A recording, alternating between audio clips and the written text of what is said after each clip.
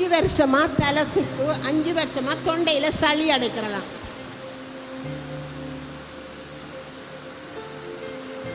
Thank you, Jesus. 5 வருஷங்களாக இருக்கிற இந்த தலை சுத்து இந்த நிமிஷத்தோட நீ வெளியேறுவாயாக. வெளியவா இயேசுவின் நாமத்தில். இப்பொழுது